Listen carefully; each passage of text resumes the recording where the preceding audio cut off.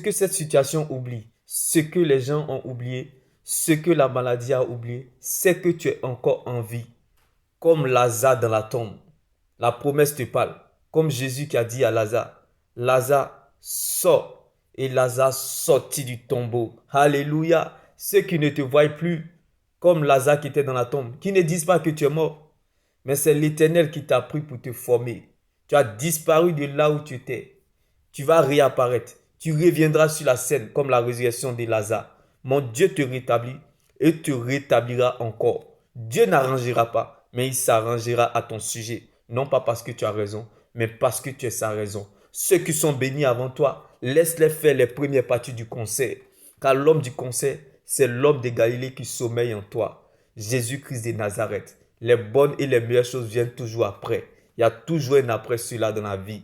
Lorsqu'elle passe par le feu, elle brille encore plus mieux qu'avant, bien-aimé. Ce n'est pas la fumée qui fait cuire le riz, mais plutôt le feu. Il n'y a pas de fumée sans feu, bien-aimé. Même quand ton propre couteau te blesse, tu ne le jettes pas à la poubelle. Vaut mieux être blessé que de mourir. L'oiseau ne se fâche jamais contre l'arbre, bien-aimé dans le Seigneur. Alors laisse-moi t'annoncer cette bonne nouvelle en ce jour. Comme, bien-aimé, les païens prennent le risque d'adorer les faux dieux, toi aussi prends le risque d'adorer ton grand Dieu malgré tout, bien-aimé. Car le féticheur, même quand son propre fétiche tue son enfant, il ne le jette pas à la poubelle, il ne jette pas son fétiche à la poubelle, il continue à faire ses sacrifices. Alors ne t'étais point. Continue à adorer ton Dieu malgré l'incertitude, la confusion, la désolation, bien-aimé dans le Seigneur.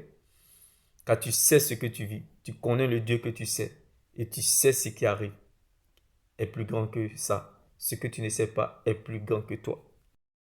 Ceux qui sont bénis avant toi, ils t'ont juste dévancé, mais ils ne t'ont pas dépassé. Car toi, tu vas les rattraper et les dépasser à jamais. Cela ne dépend pas de celui-là qui a l'argent. Cela ne dépend pas de celui-là qui va vite, ou qui est devant, ou qui est plus fort, ou qui est le plus grand. Mais cela dépend de celui-là qui a la grâce de Dieu en lui, pour lui, par lui. Dieu fera par toi, pour toi, sans toi. Dieu se souviendra de toi, non pas parce que tu as raison, mais parce que tu es sa raison. Quand la grâce de Dieu descend dans la vie d'une personne, elle ne lui demande pas ce qu'il a envie de faire ou ce qu'il veut faire, mais plutôt ce que le ciel attend de lui. Quand la grâce de Dieu descend dans la vie d'une personne, même les obstacles deviennent des avantages. Même tes ennemis votent pour ton propre succès. Tu seras candidat à l'excellence. Il dit à quelqu'un ce jour, la grâce de Dieu dans ta vie parlera plus fort que l'effort des autres.